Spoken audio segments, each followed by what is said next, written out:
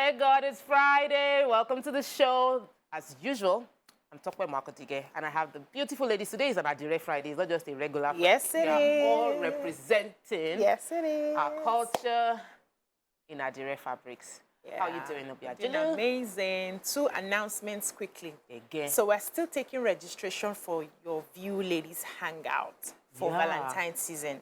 I've been getting a lot of inquiries, and people have been asking the dates. Some people are asking if they can come alone, you know, one person. Some are asking if they can come with their friends, especially those who don't have their spouses around. So please, you can come with a friend and, you know, register as a couple. You can also come alone and register. Registration is still ongoing, and we're going to have loads of fun. That's one announcement. Second announcement, I'm still doing sales. Valentine's sales, hair, clothes, body oils, snacks, I'm still selling, and it's ending on the 14th of February. So if you're interested in buying, just go to my social media handle and make your orders. Interesting. 2 announcements. Sharp, and you did it in Shoki. But let me extend it. Okay, go ahead. Some people are also looking that we're not in Nigeria. I would have loved to be there. Someone said, I mean, we're all the way in the north. We would really have loved to come for the Valentine hangout. So sponsor somebody close here. You can actually just, you know, sponsor, gift it to someone. I once had to paid for an event, and I couldn't make it to that event. And I gave it to a friend. Herself and her husband went for the dinner. And they had fun. And in fact, it was at the heat of the marriage crisis. It was a couples hangout, that kind of rejuvenation. And how they were able to settle this. So you can gift your View Valentine hangout to a friend, a couple, and you can family member. It's just some people even said it was too cheap. That 60,000 naira means that it will not be quality food. But the truth is, we're not trying to profit from making money hangouts. out of this, you are only paying for the food and getting time to have conversations with the ladies of your View on the 17th of February. Anything for the weekend, Mariam? Nothing for the weekend, I think. I have something for the weekend, but I would not talk about it until it's done. But for me, the Valentine's Day dinner that we're going to have is just an opportunity for us to see face-to-face with a lot of our fans, because we get those messages where, you know, there used to be a time before before all that happened where we would have them come on Wednesday and that face-to-face. And it's been a while that we've seen you guys. It would be nice to catch up and talk. And you know me, how I feel about places. That place is beautiful. You'll be happy to be there. You know how you take yourself out of the stress of Lagos and just enjoy the place?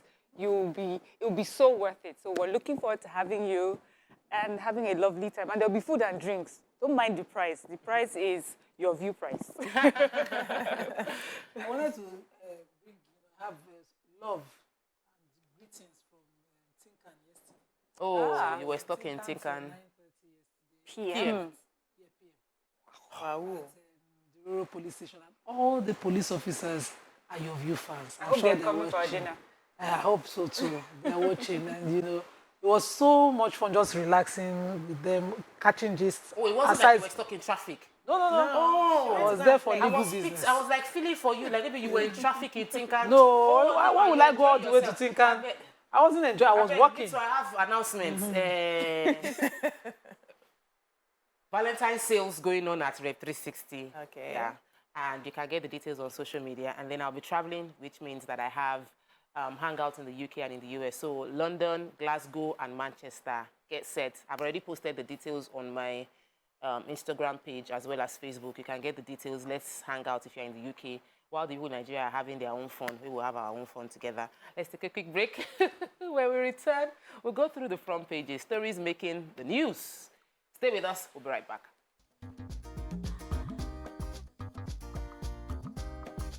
Stay tuned. Your View will be right back.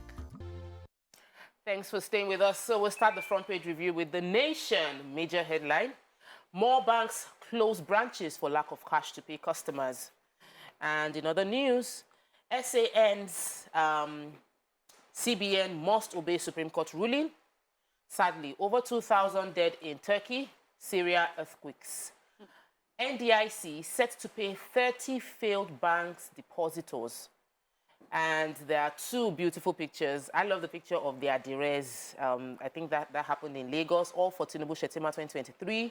And a lot of APC bigwigs. We had the governor, the deputy governor, former governor Fashola, as well as Senator Gbenga Ashafa, all fully represented, wearing beautiful looking Adire. And then the other picture shows another campaign. So let's go with the stories. What's going on? Okay, major headline. As expected, following the CBN's videos showing that banks are the only ones keeping the cash, we're not talking about the cash limits, banks have shut down across the country. And this is going to continue to worsen the cash crunch that is affecting people. Also, the NSA has said this scarcity is affecting military operations. Nigerians can see certain banks, let me just mention some of them, like Zenith, Sterling, and Fidelity, that have closed their branches in Lagos, Ibadan, and Abeokuta and Benin. They've been shut down for about 3 days now because, of course, you know, there have been some attempts to attack their branches. Also, some two-tier banks have left notices on their bank gates. They just say that our server is down, having several challenges. They will find a way to survive and, you know, And protect themselves. Very important. CBN have said,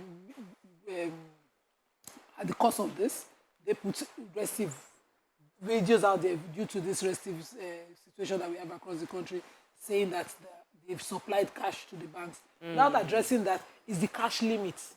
The banks have the cash, but there's a cash limit you can withdraw. Those that have.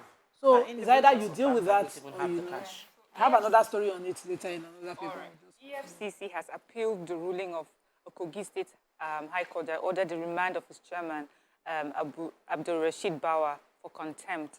EFCC is saying that they have filed a stay of execution of the orders issued by this Kogi court.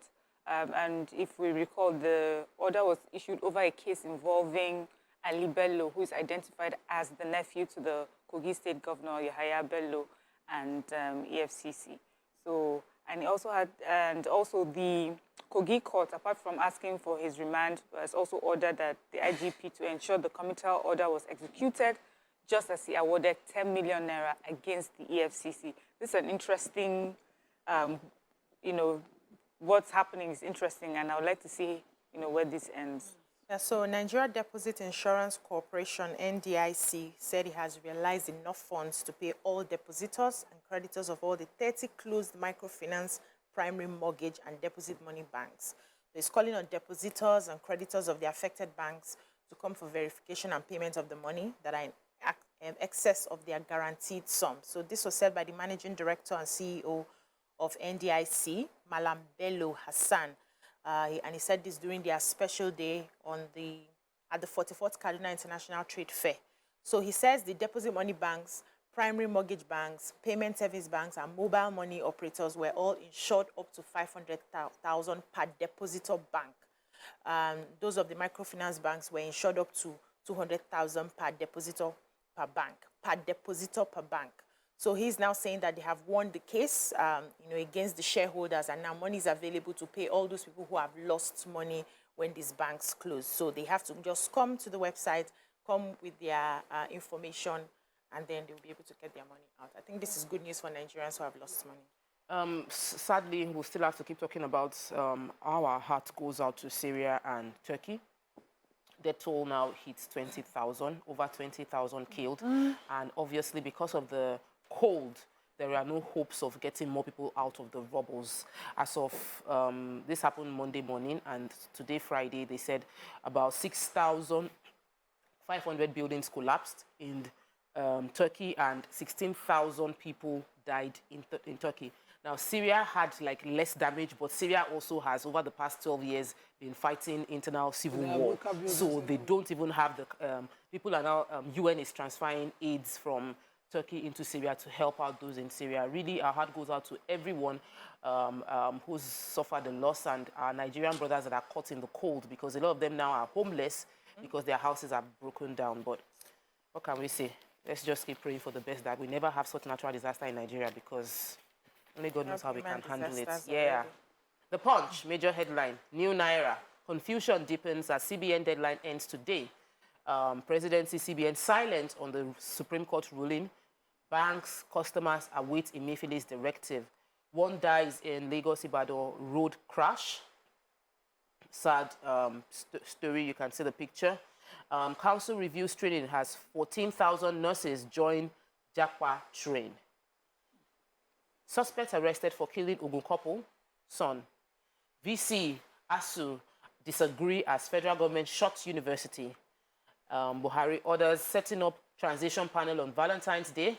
Federal government sanctions 302 broadcast stations, issues 67 new licenses. Government vows penalty for fuel marketers rejecting POS transfers. We live in fear as earthquake death tops 20,000. Turkey-based footballer Babajide. So, what are we? Human interest. So you remember the couple in Ogun State who were, who had their house burnt down and they inside killed, and their son drowned. So the police have arrested we called it a maid, but in the report, it was reported as an adopted son, an unnamed adopted son. So he was drowned alongside their son. He was able to escape. He was arrested by the police to investigate. He escaped from police detention and he was rearrested. His rearrest has now led to the arrest of all the suspects, according to the Ogun State Police PRO. They've arrested all the suspects now, and he's promising that in the paper that they might be paraded soon. That this has led to strong evidence on what exactly happened, and that they'll be coming out with it very soon. Yes, this is actually good news. Yes, good news. So, what story are you taking, Mariam? I have the Nursing and Midwifery Council of Japa. Nigeria. Yes. Council of Nigeria on Wednesday, they are lamenting the rate at which the country is losing its professional nurses and midwives to foreign countries. It disclosed that over 14,000 nurses had left Nigeria for greener pastures in many other countries. And so the Secretary General of the Registrar of the Council, Dr. Farouk Abubakar, said they were introducing, as a solution to making sure that we have nurses on ground, especially in the rural areas, they're introducing what they call a 2-year community nursing and midwifery program.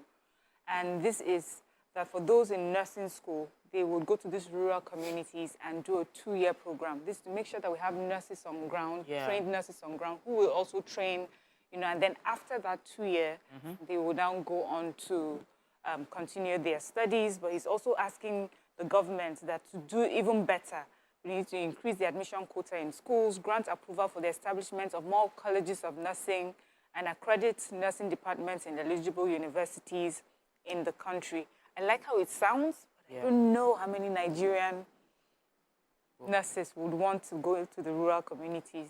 Yeah, but if you provide accommodation and safety, I think that we are more patriotic than...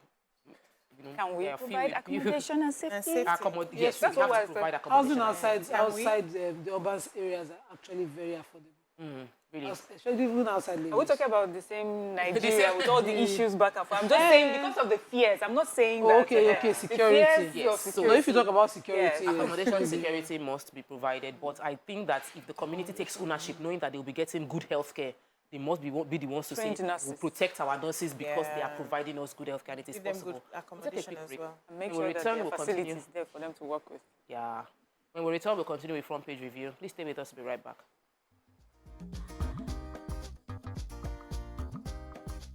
Stay tuned. Your View will be right back.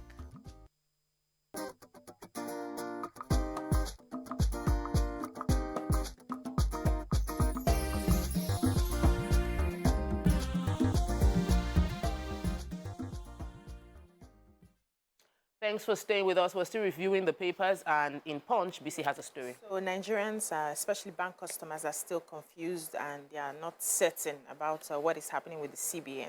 If the suspension of the phasing out of the Naira is still going to be happening today. We know that the Supreme Court had on Wednesday ruled that the deadline should be suspended pending the determination of the case brought to it by the 3 governors of Kaduna, Kogi, and Zamfara. And the court had fixed February 15th to entertain the case. But the Attorney General of the Federation and Minister of Justice, Abubakar Malami, SAN, in response to the suit on Wednesday, said the Supreme Court lacked jurisdiction on the matter. However, a lot of bankers are still confused about the matter, said the CBN has not given them a directive. They don't know if they should still after today, keep collecting the old notes or pause. You know, some of them had spoken to the Punch earlier, saying that they are not sure of what to do, and also they have realized that the money that the bankers, the money that the CBN sends to the bank has even drastically reduced. Some of them are just able to load their ATMs only once a day. So they are still waiting for a directive to know which way to go. And I think the CBN release old notes, or they should but even me, I'm surprised that an taking SCN old says Supreme notes. Court lacked jurisdiction. Yeah. The Supreme Court did not rule on its own jurisdiction. They you said, are not contributing as a lawyer, so the thing, no, but it sounds I just funny. Some established people just want to come Exactly. and, they just want to come and hardship our life join. Please, let me take the story of the that is president, showing his readiness to leave office, has set up a committee that would handle the transition. So it's called the Presidential Transition Council to oversee the 2023 transition program. It's headed by Boss Mustafa, the SGF, and it is going to be, it's called the Executive Order number 14 of 2023. And this committee includes the heads of, the head of civil service of the Federation, Solicitor General, permanent secretaries, Cabinet Affairs Office, General Service Office. A lot of people that are involved in this current administration would work together to ensure that there's a seamless transition from this presidential the presidential team to the next presidential team. And I feel that shows a sign of there's not going to be postponing the election or anything. Things would go well, and I'm looking forward to that. All right, next paper is Daily Sun. Major headline, polls, federal government directs closure of universities, others. We are 90% ready for election, says INEC. I thought it would be like 100% by now. APC urges Buhari to respect Supreme Court order, directs Emefiele to comply. Not to vote credible candidates, that's from Arewa leaders. Council of State meets today on Naira swap. Federal government calls oil marketers to accept POS, mobile transfers, or face sanctions. Government handover, SGF Heads Council, Transition Council as Buhari signs Executive Order 14. Soldiers feared killed. Monarch beheaded as violence erupts in Delta community. 3 G5 governors absent at Oak, Idoma, Honors, Wike, others. APC planning to hack INEC servers. Tambuwa alleges. Ruling party fighting for old notes to buy votes. That's from PDP. Take their money.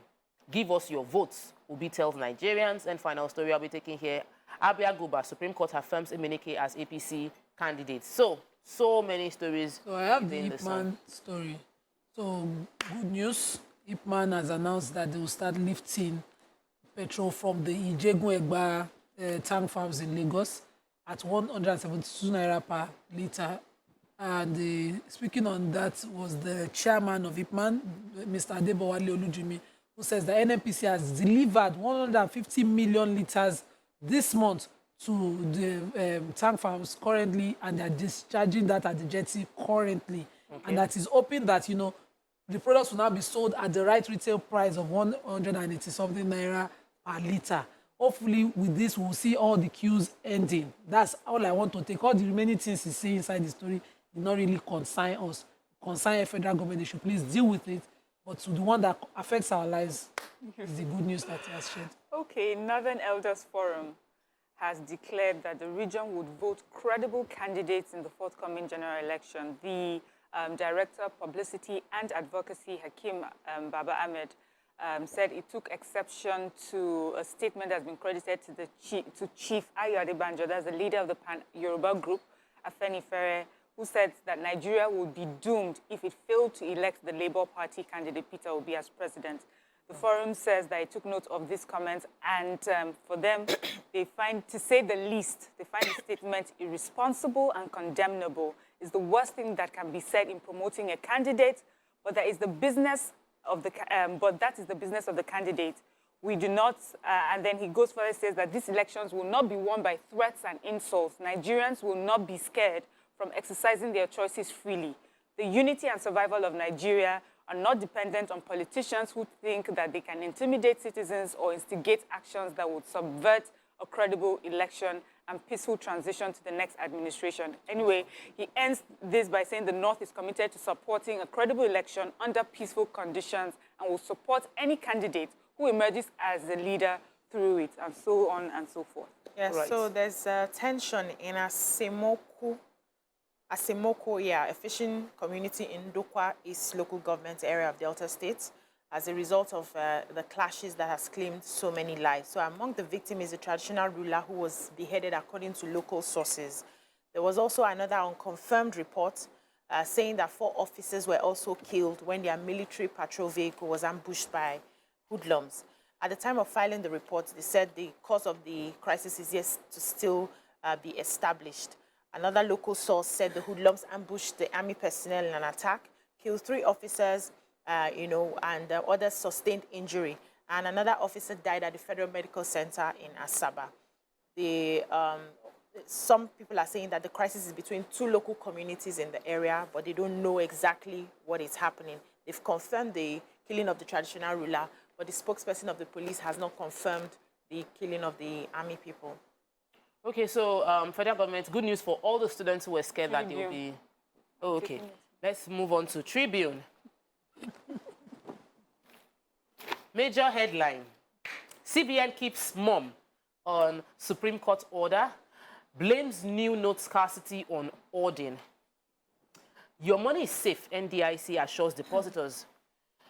Police arrest suspects involved in murder of Ogun couple son.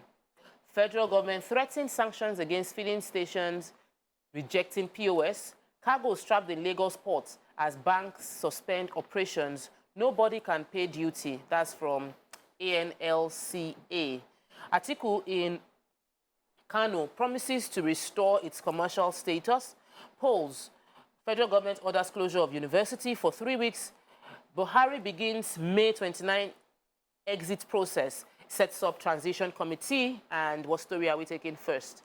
Elections. Federal government has orders closure of universities from February 22nd and March 14th. And this is because of security concerns of students and staff during the conduct of the presidential, National Assembly and gubernatorial and state assembly elections, respectively.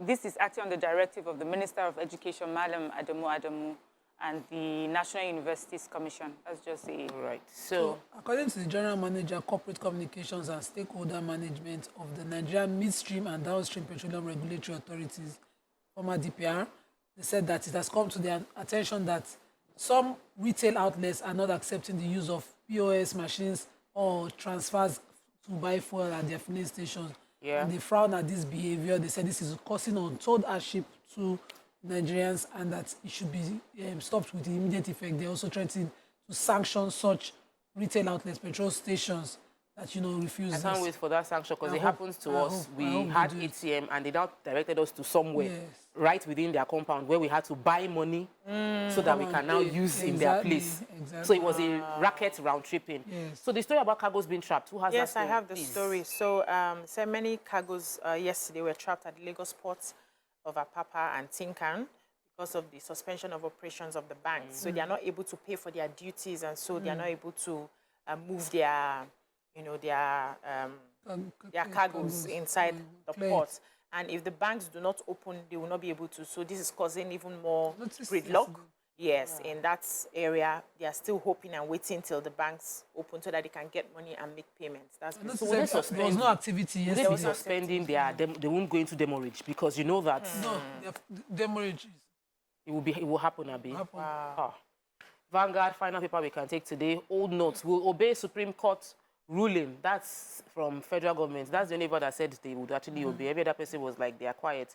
And of course, we're taking the story about federal government shutting down university. Let me find something we haven't taken.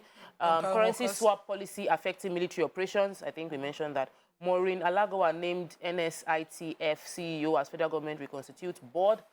Petrol shortage. Independent marketers begin lifting. I think we've taken bank workers threatening to down tools over attacks. Yes, so I took that story. The National Union of Banks, Insurance and Financial Institutions employees, NUBFI, has threatened to withdraw their members from, system nationwide from banks and shut down the banking system over the increasing insecurity and attack on staff occasioned by this, scarcity.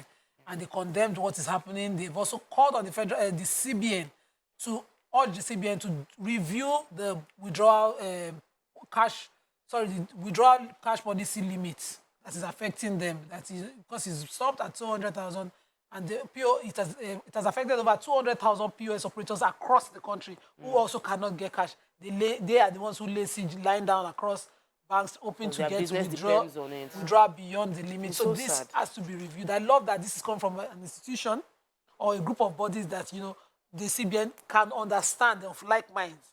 They know what is happening, and this withdrawal limit is not working for most people. So I pray that our leaders find place in their hearts for the people who are suffering from untold hardship based on this policy. We'll take a quick break. When we return, somebody will be joining us in the show. Very, very important person. Stay with us. We'll be right back.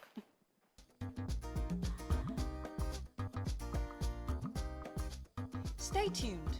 Your View will be right back.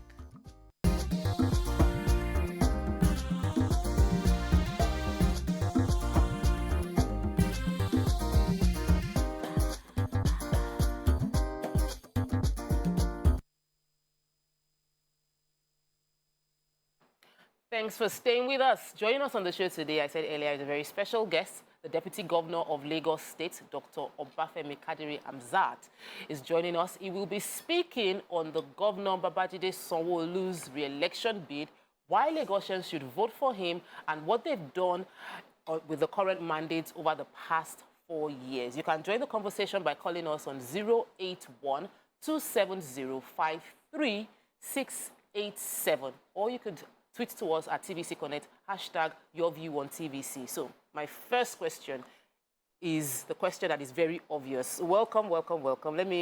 Let's welcome you on a calm note, but a lot of Nigerians and a lot of your people that you've come to serve, we are apprehensive, we're worried, we have been suffering, people queuing up to try and get cash, like the money you deposited in the bank and you have no access to it. So my first question to you is, what is your view on this Naira change, cash limits, and this culture change the CBN is forcing on us at this point in time? Thank you very much. Good morning, everyone. Well, I've listened to various shows, including yours, where people have said it's a good policy. So let's look at the facts around the world. The percentage of currency in circulation compared to total money around the world, in Japan is 20%. In the US, it's 12%. In the UK, it's about 6%. Go and look at it. In Nigeria, it's 5%. So to say that we have too much money in circulation is ridiculous. Wow. Because the total money, meaning your bank account, your current account, your whatever, your domiciliary money, total money, in Nigeria is about 51 trillion. Okay. What we have outside is 3.35 trillion, according to CBN. So if you look at that, that's about 5%. So we don't have a problem with excess liquidity. So when you print currency, the essence is not to put it in a vault. The essence is for people to spend it, to grow the economy. So it's truly amazing that we are. I don't know. I mean, I'm just confused. Because this explains why it's counterproductive. Why? Because, we don't have. It's not that to say that we have too much money in circulation compared to total money just doesn't make any sense. And the statistics is out there for all of us to see. We can Google it. In Japan, it's 20% all over the world. And these are societies which are actually cashless. Yes. So remember now, in Jigawa State, according to MBS, only 18% of women have bank accounts in Jigawa State. So what happens to those 81%? You have disempowered Nigeria. So those 81% in Jigawa State, across the country, they told us that between the ages of 18 and 45, only 41.8% have bank accounts. So obviously. So what happens to the rest? So it's okay to say cashless, fine. But go to Oshodi and see the amount of money that the people transact in a day. People have done master's research on it. It's about 140 million. That's about 4 or 5 years ago. So if you shut that down, you are creating chaos. You're going to Not kill kill the economy. Yes. You're going to That's kill what- the economy. You know, I'm hearing you say this, and I'm wondering because CBN says they sat down with stakeholders before they did this. Who are the stakeholders? I don't know. Because they did not call us, and we are Nigerians. No, so you see, the challenge is this, and I was talking to some MDs of banks who said, oh, this is a good policy when you look at it, though the implementation is wrong. But the reality is that I lived in the United States for 14 years. aunties, you have house girls. Can you afford house girl in US? No. No. So when you go to K2 market, that man pulling that truck to help you, do you have that anywhere in UK? No. No. So why do you want to live your life and monetary policy based on something that's totally different from yours? Society that is And I tell you reality this, is different. I tell you this, a director in the Ministry of Works funded his education years back in that K2 pulling carts. So people have done good things with their life in that system. So why are we killing something that is not there? We are studying looking it. for exactly. So the Minister for Finance had said that, she wasn't carried along on this. In fact, when the Naira swap was announced, the new Naira notes was and she came out publicly within a few days. I was wondering if they did not carry her along. It was not a state Who measure. should they carry along? So now that some governors have gotten taking the bull by the horn and gone to court to get, an injunction to stop this, do you see a possibility in a review of this? Well, difficult to say. I really can't say. I really can't say. I'm just hopeful that everybody will listen to Supreme Court. They said on the 15th there will be hearing. So let's see how it goes. And so as at now, we can exchange old Naira till 15th. Because the reality is, people still told me this morning they can't even transfer. So because We don't want to go there. exactly, we've not Don't want to start stressed it off. our technological readiness. Bandwidth, yeah. We've not really stressed it. Now that you are pushing it, it's breaking down. So we need to. It's broken down. Yeah. So we need to look at it. Yes, sir. Let's come to Lagos State. We have done a bit of Nigeria right now. We know that Governor Sanwo-Olu has given an instruction for palliatives to be shared across citizens or residents of Lagos State. Why do you think he's doing this at this time? Let's not rub the goodness we see with elections, but some people are also asking, are you sure it's not because of the elections, because he wants to be re-elected, that he's giving this at this time? The timing. So we've all started by saying there is a crisis. Yeah. So, and I was watching a television program this morning when a senior advocate, Robert Clark, said that yesterday, in order to get 100,000, he has to pay 125,000 naira. He said it on national television. So if somebody of that status cannot get currency, it means the average people also cannot get currency. Even if you have the money, you work hard all your lives, you have money, but you can't access it. So the question is, what can we do? That's exactly what we did during COVID, to say, okay, let's go to the less vulnerable, let's give them some palliatives, some food items, and so on, so that to relieve people. Fortunately for us, we are now producing rice. So we have bags of rice, like I think 40,000 bags of rice that we will distribute to people across various segments. And then we said, okay, everybody that takes our BRT buses or our LAG ferry, the LAG ride, the last stop, so first mile and last stop buses, those small buses, we give them 50% discounts as long as you have your cowrie cards. So as of this morning, it has started. Somebody sent me a tweet to say, Oshodi to your now, it's 225 naira. It used to be about 450. So it's half 50%. It has started. So yesterday, we allowed them to reconfigure their machines. But this morning, it has started and Lagosians will be paying half price. The essence for us is a lot of money for us, but the essence is let's find a way to relieve things for Lagosians. You just answered the question on implementation. Yes, that's for the transportation, but for the food, who is eligible and how can they get to that? And so, we've done, like I said, we've done it during COVID. So usually we have the NGOs, we have churches, we have mosques, and we have religious leaders and so on and so forth. So they have channels by which they know people who are vulnerable. Okay. So it's the same channels that we use again. Okay. We just send it through those churches, those mosques, and then they distribute to the people that are less vulnerable. This is very commendable, really, because for me, I know that when food is not your problem, you don't have a problem. But what are there other measures aside food and transportation, that you have done to also ease people's lives at this time? Well, it's... So remember that government is also, going through some issues also. So, for example, if we are paying some of our vendors, we might have challenges now. You understand? So we might have challenges. So we're looking at all spheres. What do we do again? What do we do when people go to the hospital and so on and so forth? But again, we quantify these things. So it's not... So people have said that, why don't you do it across all transportation, even the ones that... The challenge is, how do we quantify it? How? So that we don't also now run into trouble. But with Cowrica, when you tap in, at the back end, nobody can tell us that, oh, I'm doing 4 runs before, I'm now doing 7. Because of 50%. Exactly. But because we have the technology, we can know, okay, you did 4 runs, these are the number of people that enter your buses, we can then pay. So that there will be no confusion. So we don't want to create any crisis at the same time. Fantastic. We'll take a quick break.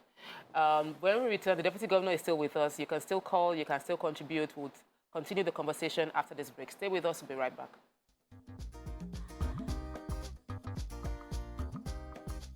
Stay tuned. Your View will be right back.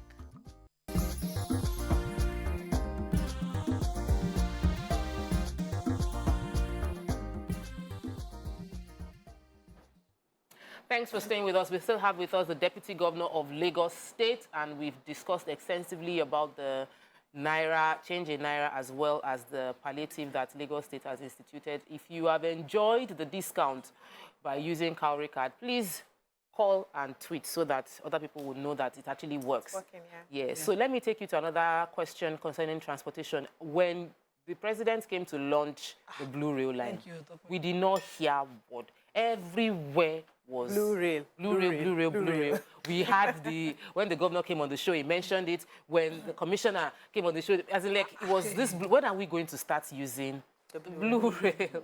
So if you notice that by standard, all over the world, you must test it. So Dubai tested for 6 months without passengers. But what happens is you bring in stakeholders. So for example, school children, how do you use your Cowry cards? How do you actually enter a train? So, you know, they will say, mind the gaps and all those things. So people need to know all this before you actually start. So what we are doing now is we are taking stakeholders, school children, market women. So you can't carry this, you can carry this. Okay. So that's what will happen for probably the next 2-3 months. So that we test everything, make sure everything runs well.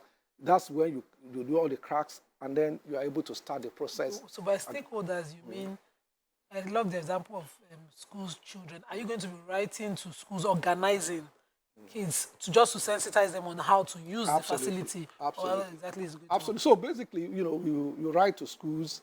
We can't take all the students. Exactly. So you take university students, you take secondary school students, primary school students with their teachers, because basically you have a number that you need to take. So if you go on 1-2 rounds and then they come back again, another set, and so on. So all stakeholders, market women, artisans, and small numbers. So they have to send representatives so that, and then hopefully they can spread the message that, oh, I entered, you must do this, you must do that. Because, for example, if you rush the turnstile, you might have issues. It might not open. So basically, how do you use your Cowry cards? And you must have Cowry cards. So people cannot even come there if they don't have Cowry cards, and so on and so forth. So everybody needs to know that before the operation actually starts. Okay, so I think we'll move on to the next conversation, which is elections. And there's been mixed reactions concerning the decision of INEC to partner with the Lagos State Parks Management Committee for distribution of electoral material and also personnel. And most of the conversation is around their credibility, some political leanings. What do you have to say about that? Well, I think INEC has to make a decision as to who they use. What they do is to carry materials from A to B. You know, it's a problem that we sort of atomize everything in our country. Coca-Cola distributes Coca-Cola every day to nooks and corners of this country. It shouldn't be a big deal. Well, sir, this is elections. Yes. And it's a very sensitive time. I agree. But the reality is that we will not use Ghanaians. We will not use Togolese. We must use Nigerians. And remember, this is not the first time. We've done elections since 1999. It is these same people that they use. Maybe then they were under NURTW. And so now they are under Lagos State Parks Management Also, and under the leadership of MC. So the conversation is MC has his leaning, and they feel it might be. Yes. Well, I mean, and so, like I said, I mean, those are decisions that INEC has to make. But the reality is that they are organized more than people think. And I'm not here to defend MC or anybody. I don't know their operations like that. But the reality is that it is easier to deal with an organized sector. But in Lagos, we are lucky. Those people that do BRT, we have private sector people that do BRT, but they are bigger bosses. They are bigger. So if INEC wants to use them, they are private companies. They can use them. Okay. So we can't dictate for INEC what they do, but they must be. But for me, like I said, that's exactly why some people say, oh, because of election, we want to change Naira. You know, why do we atomize everything? It's also around important election? that you established the trajectory before. So INEC have always worked with the NURT every elections across states. But what happened that, made Lagos State formed the Lagos Parks and Gardens Committee aside NURT? Was there a clash? Was there the group pulling out? What exactly happened that made it, what it is now? And why? Yes, I mean, basically, we've spoken to them and said, listen, you want to collect your dues. It's okay. If you're I'm a member of Nigerian Society of Engineers. I pay my dues. Nobody comes to my house to harass me. Find a way within your, so that you don't cause chaos on the road. Sure. And therefore, there are also different groups fighting. You remember in Lagos Island what happened. And that's why we said enough is enough. You cannot be creating chaos. And that's why we said enough is enough. Let's stop this nonsense. So it's to protect the citizens. That's why we did what we did. Now, like I said, INEC will make a decision what they want to do. But remember, if NRT, at the time, MC was their head of NRC, NURTW in Lagos anyway, at that time. So I'm not sure. Exactly. So really, I don't think it matters. For me, I don't think it matters. Okay. So apart from INEC preparation for the elections, how ready is Lagos State for the coming elections? Oh, well, I mean, it's the citizens. I mean, I'm sure you know that Lagos State registered 7,016,000 people, the highest in the country. As at the last count, I think about 6.7 million people have collected their PVC. Out of that, over 7 million. So what we are pushing out is for people to go out and vote. We are convinced that we've done enough, we've fulfilled our promises, and the Lagosians are very sophisticated. They are intelligent, they will make the right decisions. And that right decision is that they will vote for our party. Is there a guarantee for security? Because someone like me now, I'm asking myself, do you want to go out on No, you have to vote. You don't even say if I hear on my head and I'm home. So it's a question a lot of people are asking. How do we ensure that thugs don't take over? Well, I mean, so the reality is that luckily Lagos has been shown to know peace for the past, and that's why the governor refused to go to last debate. But for the first time in our campaign, we've been going campaign, we dance, we sing. It was when the PDP candidate Jandor went to Surulere, and we saw it on video. So that's why we said, this nonsense has to stop. You cannot bring violence to our election. So we've been going out, we've gone to almost all parts of the state. There is no single violence. Why are we going to, why the violence? People are there to receive us. So violence, and the commissioner of police has assured us there will be massive security apparatus across the state. If you actually want to impose violence, you'll be sorry for yourself. Absolutely. I'm seriously hoping that cuts across all areas. And, of the states are being, not just the developed... No, of the state. Each polling booth with civil defense, the soldiers, and each polling booth will be manned. That's what the security apparatus are telling us. They are taking it very seriously. And if anybody thinks he wants to do something strange, they'll be accountable for their actions. So we'll take a quick break. When we come back, we'll continue. I think this time we'll dig into the achievements of this current this administration and find out. Let him tell us why people should still vote for him. Stay with us. We'll be right back.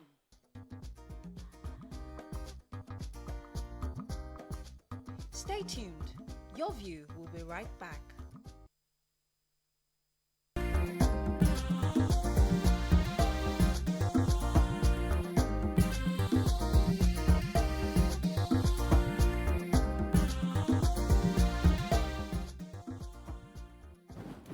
Thanks for staying with us. We still have with us the Deputy Governor of Lagos State, and now we want to go into what have you done. So we've had the pleasure on this show to talk to the Labour Party governorship candidate. We've spoken to the PDP governorship candidate, and everybody. We've spoken to the. We've also spoken to the APC governor, the current governor here. And the governorship candidate. And we've heard All sides.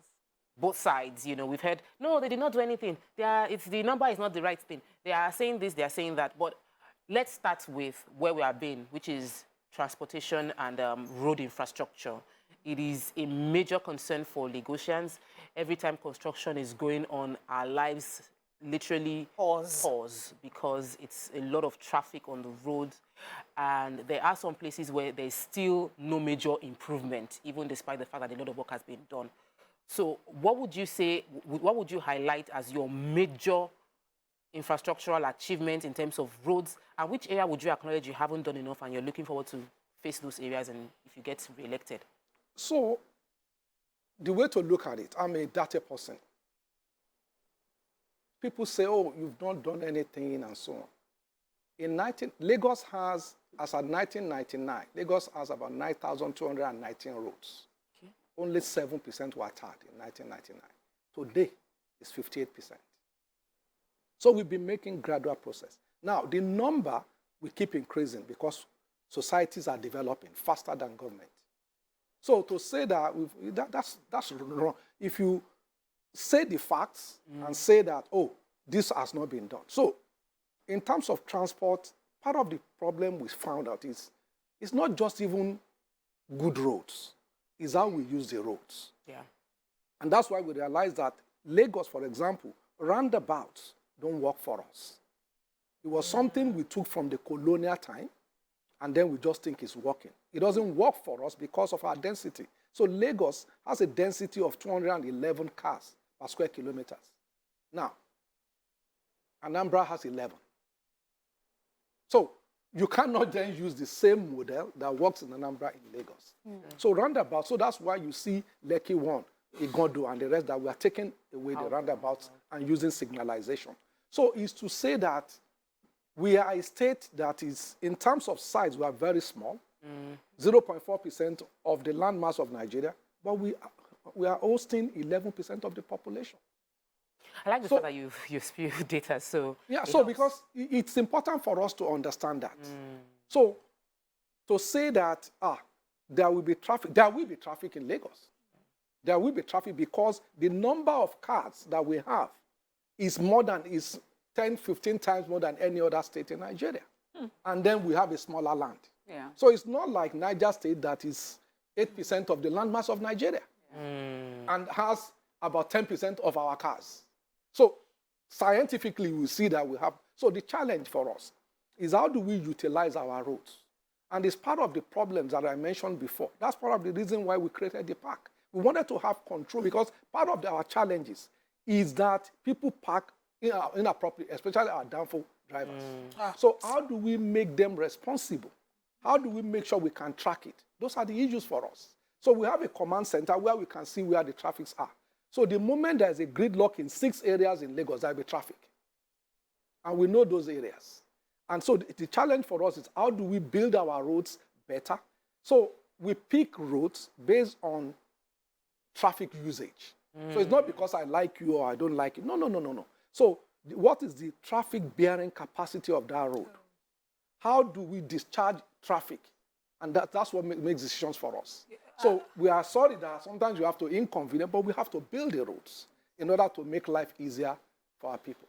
Also, some roads have been seen to, if they had been done, to would really relieve the stress on our major roads. And I talked about the Tedimu Road with the governor. If at the time when the Badagry Express Road to Okoko was being constructed and outward, there was that option. The Tedimu Road option was working, not just the bridge end of it, nobody would be shouting.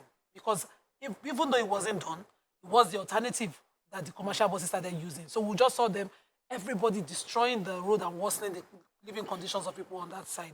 So it's important that that road is done. I'm hoping that, as the governor had said, this year. Because that's that your we'll area. see. So, That but this year remember we'll see that that. Tedimowo was awarded when I was have all Commissioner the for dates. Works. It was awarded, it was started.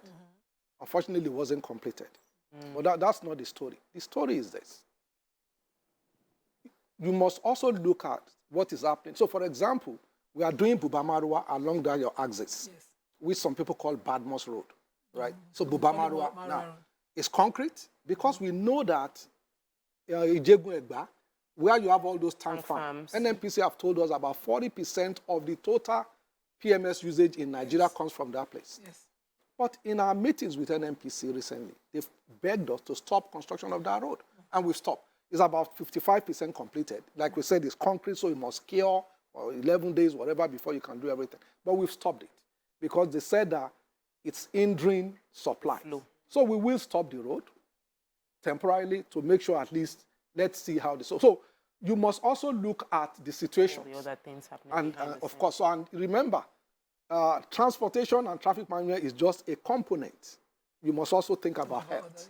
You must also think about education and so on and so forth. So that's why it's difficult for us to, apart from the technicalities. So because in Lagos, when you move traffic, you also move water. Because I've listened to a candidate of a party that comes out and says, oh, they don't do any drainage. Oh, my goodness. What are you talking about? So the gentleman doesn't understand Lagos. He said we have 6 canals. That's nonsense. That's not true. What we have are 6 systems. So we regard a system as connection of canals. So for example, from Agege all the way, Shogunro, and then all the way to Odoyalaro, that's about 18, 19, 20 kilometers. Wow. So there are about 17 canals that link it up and discharge to that place. Wow. Because along that axis, you don't have bodies of water. So we have 6 systems like that. So when he says we have only 6 canals in Lagos, I laugh. Because think about it, in terms of the environment, it's not a question of even the canals. So today, in today's world, it's mitigation and remediation. So we must find it. So basically, we must change our lifestyles. Okay. Think about it. California had flood. 16 people died. They never had flood before. 16 people died in the state of California. That's one of the most advanced countries in the world. In Germany, they had flood that killed 180 people, the size of Belgium. So we must look around us. So when the Atlantic Ocean, when there is a problem in UK is melting, it's coming here. Yeah. We are part of it. So we must say, how do we change our lifestyles? And those are, so Lagos State has a department that is called Resilience Department. If there is a major shock around the world, how do we survive? What do we do? So buying fire trucks, buying all these things, is not accidental. Okay. We are preparing that in case there is a problem, these are the things we need, and we're preparing. So when people talk that they don't understand governance, I'm sorry. And you look, if you want the MD of a bank, or you have a real estate company, the person managing them will understand real estate. If not, it will fail. Because so that's the bottom line. The challenge, the tragedy in our country is that we give our society to people who have no understanding. That is the tragedy. Meanwhile, so the MD of a bank in Nigeria is a banker, economist, accountant, and the rest. They have the requisite knowledge. When the CBN is not the same. So it's you that I said it. I wanted to, say, you don't need engineering knowledge for certain things. For instance, absolutely. In words, Eric Moore, as you're climbing the Igomo Bridge, you see the bars are already exposed. Yes. The tar has left it. It's not as protected as it was by whatever they use, the concrete, the bitumen that they used to cover that area. The bars are already extending out. And you'll be expecting that government will pass this road too. They will see it. They will see it. You don't need any knowledge. So when somebody comes out tomorrow and says that place wasn't well done, it's public knowledge. Well, so you are talking about management. So what we have, let me explain to you. What we have in Lagos is we have a team that their job is, if a pole is down, they should go and fix it. So that's why we tell even everybody in the executive council, when you are going home and you see something, you must send a picture to your colleague, they must know. There has to be a way for us to know that, oh, this is a challenge, this is a problem. This particular one has been forever. So, but you see, the problem is that where you are talking about, so let me tell you the geography of that place. When we were expanding Lagos Badagry, the Maza Bridge is not just an ordinary bridge. That's why it was only a particular company, I don't need to mention, that was able to do it because of the water flow. I didn't even know it, but they were able to show us. And so part of the problem that you're talking about is because we built that bridge, you can't expand it. But this is the dry bridge I'm talking about, the Igomo one. Oh. Inwards Igomo, where the bars are now exposed. The Maza Bridge is working fine. I use that. Because I know we fixed that, so no, even the concrete, the grounds and everything. Okay, we'll go and look at it. Eric Moore, Inwards Igomo. Yes. That's another major issue that I feel we should address, because while the role of the citizenry in collating data because we don't expect you or the governor to be everywhere, but we expect there should be a channel where if we see something wrong, we can send that message and somebody can work on it, or at least somebody would respond. Yeah. Sometimes it is like, make me feel like you heard me, that Nigerians want. Absolutely. So we saw that message, we saw that the Eric Moore Bridge is open, don't worry. We would, in a few weeks, we would get to it, and it helps. BC has a question. Yes, sir. So I know that you are bidding for re-election, and the Governor Babajide Sanwo-Olu. So tell us why you think Nigerians and Lagosians should give you another opportunity. What is that thing that you're going to be doing when you come back that you haven't done this time?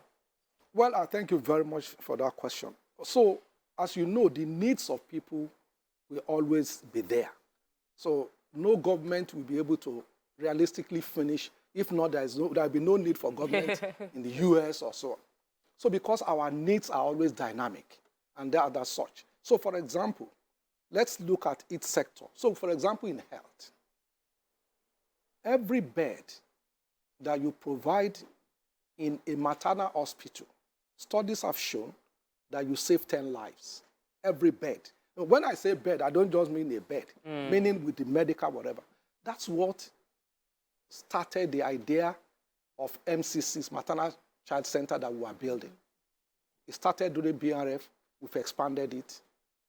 So our study shows that we need 18 in our state. 16 in our state. We built 12. We are going ahead with the next 4. We must finish that. We are building the largest pediatric hospital.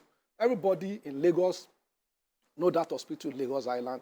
We've heard about it. That's where majority of the people in that were born. We are now building a 7-story hospital because it's crowded. The doctors are there and the rest, but it's crowded. People are used. So we are massive hospital. So we are expanding it. Now, that is in health. And across, somebody came here and also said that, oh, he has traveled and there is no PAC in. Well, the truth is we have about 418 PACs in Lagos. However, only 67 are flagship. What does flagship mean? It means they open 24/7. So, for example, if you go to Lasamaja, it will open 24/7. If you open, so our challenge is how do we make all of them open 24/7? How? Now, it's a question of staff, it's a question of equipment and the rest. The challenge also is that constitutionally, PACs is local government. But the reality is, I don't think they have the resources. Wow. And we blame them. We blame them because, but think about it. The federal government has 54% of the resources, plus the, what they call the environmental something, which are another 2%. That's 56%. State has 27%, and the local government has about 24%. Now, when you share that 24% among 777, you can imagine. So in terms of quantum, they have. So we must also look at how we distribute our resources. If you say these are the closer to the people. Exactly. So, but the challenge is we take it up with them to say, look, let's also come together and do it.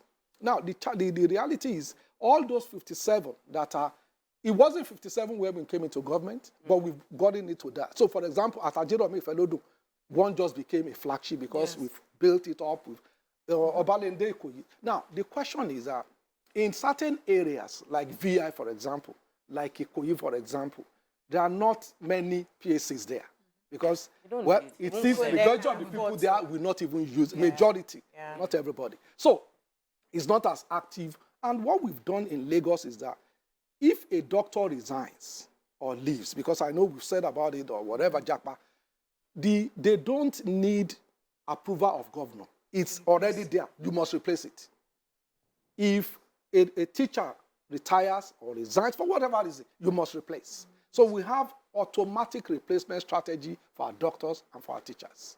So we are doing everything, but you must keep pushing, because the reality is that we don't, if you go to Aurelia Agege General Hospital today, Lagos has 42 general hospitals. You realize that 40% of them are not from Lagos. So the problem we have is we don't even know the number that will come. So they are not from Lagos, but you can't turn people back. When we did hip replacement surgery in Lasut, we brought Lagosians from all over the world, whatever. About 40% came from Southeast. Are you going to turn them back?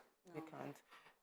So we've let's beg other states also to improve their own, to reduce the stress on Lagos State. We'll take a quick break. When we come back, we'll look into, you have the themes project. We'll look into education and see what are the improvements within that area. Please stay with us. We'll be right back.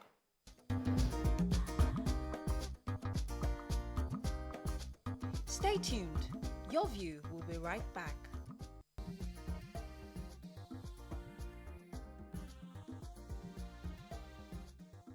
You're welcome back. Thanks for staying with us. We're still interviewing the Deputy Governor of Lagos State. And Mariam, over to you. Yes, so I am curious about how or what the roles of a Deputy Governor is, and especially a Deputy Governor like you, you are very well versed in Lagos State business, just as well as the governor and everyone that comes here, from Lagos State. And I'm wondering, is there a clash of egos, or how do you work? Do you work well together, and how does that affect, the policies that we eventually have here in Lagos State? Well, we are lucky in Lagos that we don't have any ego or clash. The responsibility is so much that you just have to find ways to give different people different assignments. And a lot of people might not know, when we were commissioners, the closest person to me was Governor Sanwo-Olu. At that time, we never knew we'd be governor, whatever. So we've been very close for 15, 16 years. Of all the commissioners then, it was probably the only one that ever visited his house. We were close. The family know each other. We just became friends. So maybe that made it easier. Relationship. But our relationship is solid. We work together. We make, every decision that is made, I'm aware of it. So we call ourselves at 1 a.m. Omabolowa.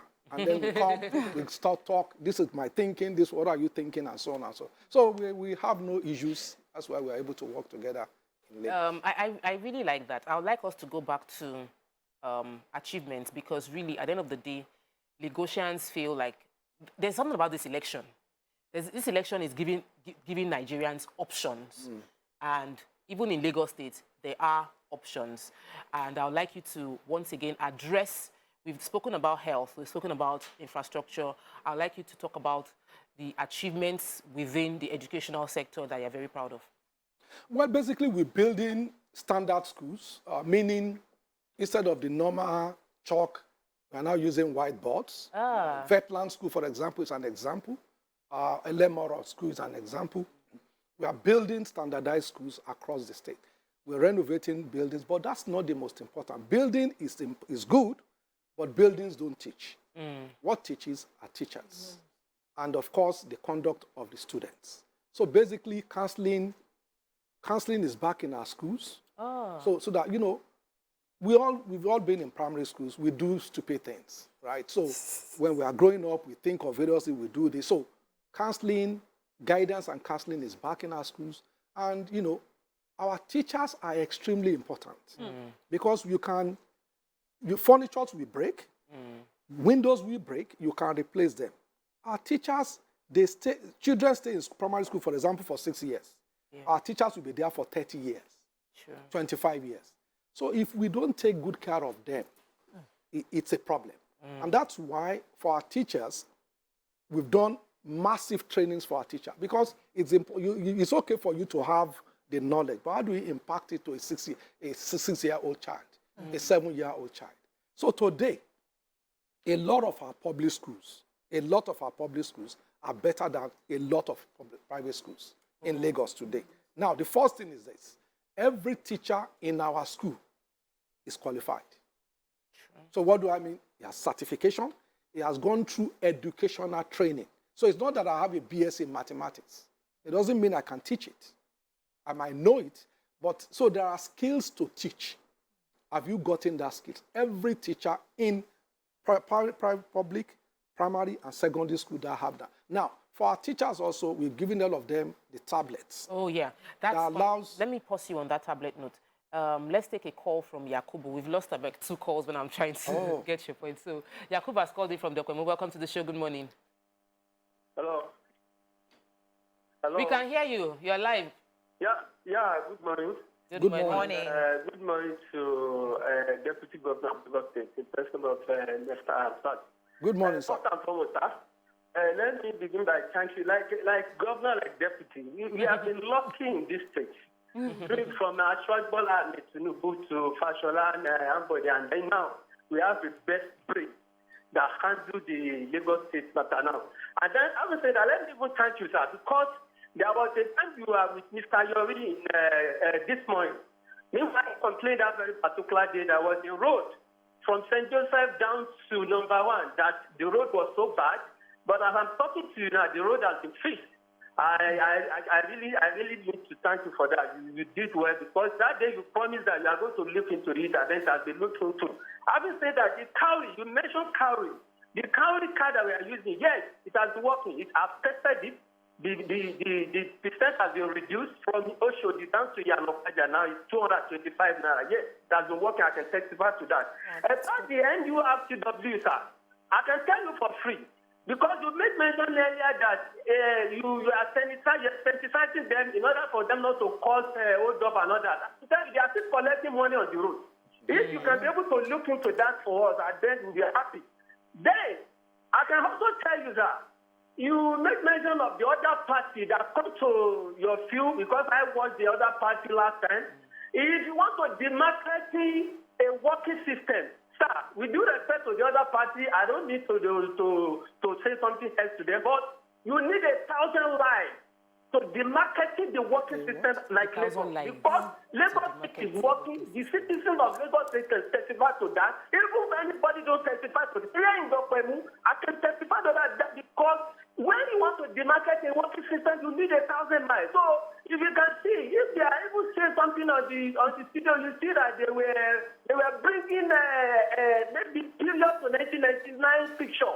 Showing Lagos State and look at the Lagos State the way it is. But they forget to show the better part of Lagos State. We know what we are doing, and then we have already have who we are going to protect for. So that is that. So thank you so much, good working going. And thank you so much. He's a happy Lagosian. He is.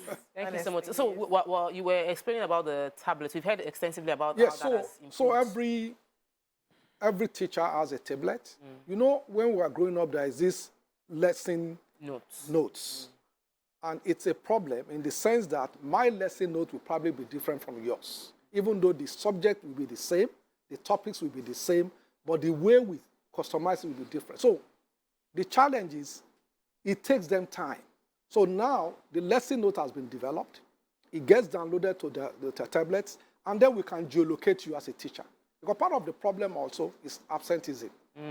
So we can geolocate that, the moment you turn it on, we know, okay, you are at this particular school, whatever. So it allows students to actually receive the same lesson from different teachers. And what it does for me, on my laptop, I have all the primary schools in Lagos. So I can check attendance. At any time. Attendance. I can check even the results. How is it that people in primary 2A are doing well in arithmetic and pupils in 2B are not? What is the problem? So at least it allows us to understand the challenges that we have and provide solutions to them, to say, okay, maybe we need to change this, maybe we need to change that. So we just got in another caller. Welcome to the show. Good morning. Yeah, good morning, Murray, and everybody there on the seat. My name is Peter Walaka. I'm calling you from Magodo 51. Okay. I want to say hi to Dr. Hamzat. Yeah. Good morning. Doctor, I want to just ask a question, you know.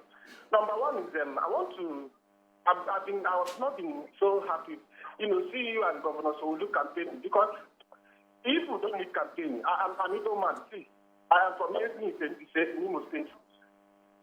What is happening in Lagos has never happened in other states. I've been encouraging other states to go from what's going on in Lagos. You don't need campaign. People have already won. You said you don't need campaign, sir. You know. And secondly, I want to ask Dr. Hamzat about Orisha. There's a place they call Orisha Community in Magodo, phase 1. The road is bad. Children cannot go to school. Is there anything you can do and make a promise today on this live TV that you could look into? Ask the Commissioner for Work to come to Orisha Magodo in near United States. Come and see what's going on there. There's no road, there's no drainage system. And secondly, I want to say congratulations to Ashwaji. He is not the next president of this country. I am an Igbo man. I get attached to Ashwaji's house without knowing anybody. That man is a hero. I don't want to say much, but God knows. I'm not saying this for anything, but I'm saying it out of my heart. And joy, let Ashwaji, let God do it for him. I'm an Igbo man and I'm supporting to the end. Thank you. Thank you. So the estate in Magodo, Ishawu was Ishawu. So Ishawu, they've asked about it to be. I'm hearing Orishe, I'm hearing Ishawu. So I'm sure that if maybe when if you in the studio we probably don't hear well, but I'm sure the person watching. I heard Orishe as well. In Magodo phase 1. Phase 1 was specific. Okay. Let me take you to the presidential election, sir. You worked under the current candidate for APC, Asiwaju Bola Ahmed Tinubu, and there are obviously, like I said, a lot of Nigerians feel like there's options. We have options and we feel displeased with the current administration because of some of the policies carried out. What would you say are the chances of Asiwaju Bola Ahmed Tinubu winning this election at this point in time? Well, I mean, again, I think Nigerians must look at 3 things. For me, what have you done? What is your capacity? And what is your network? The network is how are you able to assemble people across this country that can do the job for you? Look, the reality is that if you are a governor or a president, nobody plans to fail. Nobody. There is nobody that will say, I will become a governor and go and fail. It is the capability that becomes a problem when you get there. And then the ability to have a vision and stay with it and be bold. So that's why you see that in other parts of the world. Let's look at United Kingdom, everywhere that we all say. All the prime ministers of UK, look at the school they went to. Go and check it. Boris Johnson, Cambridge. So now, go and look at it. So capability to actually assimilate things is very important. What have you done in terms of your work? So for me, honestly, it's a very easy decision for me. And I'm not biased because I will tell you a story. When I joined this cabinet because he headhunted me. I was working with Morgan Stanley, and they came over there to do mortgages. I was the only black man in the room. And they said, which Hamzat is yours? What are you doing here? What were you doing here when you were here too? No, so we engaged in, and then they were doing Oracle. At that time, the state of New York have not started Oracle. The state of New York started Oracle in 2012. At that time, Nike was doing Oracle. They spent $17 million. With all know Nike, they canceled it. At that time, the success rate of implementing ERP, which Oracle is part of, is 10% globally. Meaning only 10 will start within budget and within time. Lagos State was able to implement it. That's why you don't hear ghost worker. During implementation, we even know of ghost level. Ghost level. That's why we're able to do that. So automating the process of Lagos. So people say the IGR went up. It didn't just go up. It went up because of automation. If we are all friends, we can't do the same thing the same way. But technology allows you to automate your process. It allows you to repeat it. It allows you to predict it. That's what he has done in Lagos. So now today, various states are doing the same thing. They came to Lagos to come and learn, fine. But so in terms of capability, all of them have been in positions. Abubakar Atiku has been vice president. Mr. Obi has been governor. Ashwaju has been governor. Kokonso has been governor. Let's look at the records. So we shouldn't be sentimental as a people. If not, we will miss it. And I pray we don't miss it. So the question is, what have you done? The governor of Anambra State today, Mr. Soludo, went to the VP to say 40% of my state is under erosion. We all did geography. Did the erosion start in one day? So which means the people behind did not see the future. But how do you then compare that with somebody that saw Eco Atlantic when Victoria Island will have disappeared? Victoria Island will have disappeared. Because at the time that they built the Tinkan Island, they used 3 molds. Each mold is about 6 floors to build that Tinkan Island in 1906. And we never, as a people, went back to take care of it. So erosion. Because when we were in primary school, secondary school, when we go to Babish, you walk about 2 kilometers. So the idea of Eco Atlantic is to take it back to where its natural course was. And that was it. Federal government was pumping sand every year and it's washing away. 1.5 billion. It will just go away because the ocean will take over. Somebody said, no. What is the problem? They said, okay, in that case, we must convert this liability to asset. What do we need to do? We need to build groins like they do everywhere. And that was it. So to compare somebody like that has the vision to say, when it started Lekki, we were talking about land. When it started the Lekki Free Trade Zone, the MD of our MD was killed by the locals because they didn't want to give the land.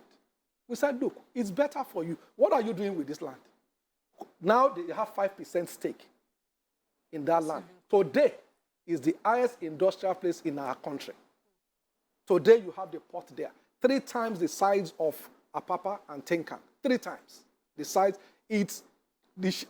Our port in Nigeria has become a transshipment port because it's not deep.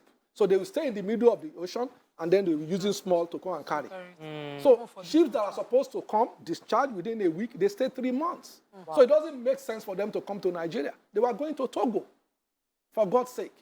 Now, with Lekki Seaport, any ship can come there today. Somebody has that thought. So how do you compare a lion to a goat? It does, it's scary for me that there's even a conversation that we don't see it. Because like I said, people have records. Look at their records. That's why we ask so that we get reminded. Please, let us. So I'm talking to this population. So look at the records. No, don't let be sentimental. This is a Muslim, is a Jew. I don't care. That's between you and your God. What you worship is your business. It's not my business. It's only even God. I've run election and I know it's only God that knows if you're a Christian or a Muslim. It's only God. Because the things that people tell you, the people that you think, so let's forget it. So let's talk about the continuity of this person's relevance in the sense that government after government after government within Lagos State still recognize all that you have talked about. And this has, on the other way, been criticized as godfatherism. What would you like to say about that? So I recall during BRF, he liked Singapore a lot. Yes. Because Singapore, a nation that has no resources, nothing. They have an agreement with Indonesia, 100 years to import sand. Malaysia, 100 years to import water. They have nothing. And they become one of the best countries in the world. So it's knowledge. It's knowledge. Absolute knowledge. Now, we have a population in this country that has been getting PhDs all over the world. So what is our problem? What exactly is our problem? It's knowledge. But we keep worrying about something on the ground, oil, this, and we forget our human capacity, which is the most important. So when we went to Singapore, we met Lee Kuan Yew with BRF. The first question he asked us is, what is your succession plan as a governor? There is no success without succession. No success. Because it's easy to destroy anything You can build a nation for 50 years, in 2 years it can be destroyed. Wow. And we've seen it around the world. Yes. Somali used to be a fantastic country. Today, what is it? You can't even have this conversation. Yes. So the reality is, when people say godfatherism, look, if somebody has walked a path, and I'm going to walk that path, I better ask. Follow. Not even to follow, but to say, when you are walking this path, where were the problems? Where, okay, there's problem here. You better don't go here. So it's just natural way of living a life. Ask people that has experience. Even in MBA classes, they tell you must have a mentor. You must have a mentor that will tell you, you can't do this, this is wrong. Because the problem in our society is psychophancy. Yeah. So a lot of people will not tell you the truth. So you need that 1, 2, 3 people that will say no. That's why Lagos State will have the Governance Advisory Council. These are elderly people. They don't need anything from you. They will tell you, mister, you are making a big mistake here. You are wrong. So but you convince them, no, I'm not wrong because of ABC. But they will tell you the truth. And they are from different parts of the state. So they will tell you, no, in my own area, your policy is not working. So you need that. So the idea to say, as a governor, I'll be told, no, there's nothing like that because you don't know everything. So you need people that will also tell you, look, you are making a mistake here. So the idea that, like you said, it was during Ashwaju that we started the Lagos Metropolitan Transport Authority, this Lamata, because they have a master plan to say they design, at that time, design 7 rail lines, the blue, the red, the green, whatever it is. You know, let me, because people don't realize, okay. Yes, I would like to say that, you know, having said all that he's done in Lagos State, and everyone is listening to you, what would you be saying to Nigerians now that if we have a Nigeria with Bola Ahmed Asiwaju Tinubu as president, what would you be getting? Maybe Nigerians should also see that. So the truth is this, he's a fighter. So, and he has always fought for the less privileged. And I will tell you, remember, when PDP was in government, and he was the only AC governor, there was nothing thrown at him to come to PDP. They promised him the whole world. And he said, why? I don't believe in your principles. Now, he's a fighter. When he believes in something, he will do it. And why I like him is that as a commissioner, when we agree on something, it doesn't matter the problem you now confront, it will stay with you. The moment, and I will tell you a story. When I was a young commissioner with him, maybe 18 months or so, we were in his office, 3 of us, and we were arguing with him. A governor from South came in, and he said, who are these people? Bola, who are these people? I said, oh, this commissioner for science and tech, this, and that. He said, so what is the problem? Let them. I said, no. Sir, that's how we do it in Lagos. Their argument seems to make more sense than my thinking. That's how the man said, okay, just said that. We greeted him and we left. And we so the idea is he listens. The moment you are able to listen, ideas is not a problem in Nigeria. What I can tell you is that the human capacity of this country will be galvanized if Ashwaju become president. Okay. Listen, Nigerians are making $200 an hour in the US. I know Nigerians that are doing that. How much is a barrel of oil? How much? It's whatever, and it keeps fluctuating. Yes. People make $200 an hour, Nigerians, in the IT sector in the US. Today, that I know a lot of them. So the reality is, there are enough people out there that can really help this country. How do you bring them in? Not because they know somebody or because they don't know anybody. So that is what Asiwaju does. He will look for the best brain and let's say, how do we fix this country? Let's sit down. So like I said, when he became governor, he has a master plan. He brought people together, all of them, experts on health. And that template, all we just need to do is to review it. That's why we do an Betty Summit every 2 years. It used to be every year. But we realized that because we make commitments, we must fulfill this commitment. So if it's becoming a problem to fulfill 80% within a year. So we said, let's do 2 years. And people come with practical experiences around the world. So we need somebody that can really attack the issue of this country, and that's the man for you. I like the fact that you mentioned that he's a visionary. But one of the concerns of many Nigerians is he's a visionary, but he's also growing to an age where he needs to rest. How visionary will he be when he gets into position and he needs to be taking rest back to back? And also, you know, Nigeria is bigger than just one state, Lagos State. Absolutely. Yes, we have many issues in the country, many issues across cultures in the country.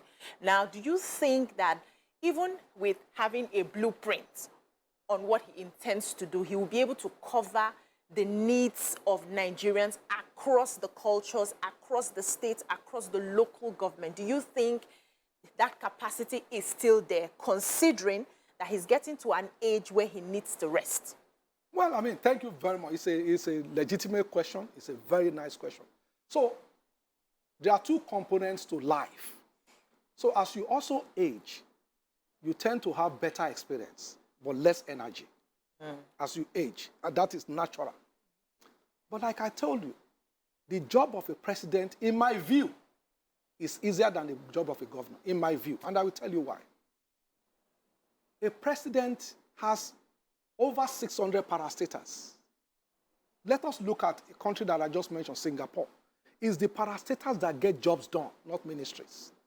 And what does that mean? Because they are nimble, they are smaller.